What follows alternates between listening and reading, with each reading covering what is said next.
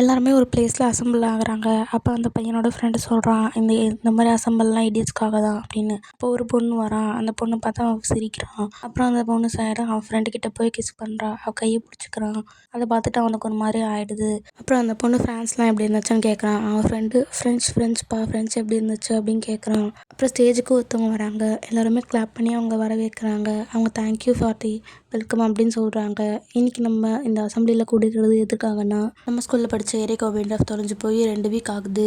இன்னும் அவனை பற்றி எந்த நியூஸும் வரல. உங்கள் யாருக்காச்சும் ஏதாவது நியூஸ் தெரிஞ்சால் கண்டிப்பாக எங்ககிட்ட வந்து சொல்லிவிட்டுங்க. இது சீக்ரெட்டாக வச்சுக்க வேண்டிய விஷயம் இல்லை அப்படின்னு சொல்கிறாங்க. கடைசியாக அவன் ப்ராக்டிஸ் பண்ணும்போது தான் பார்த்துருக்காங்க. அதுக்கடுத்து அவன் காற்று வேகத்தில் எங்கேயும் போயிட்டான்.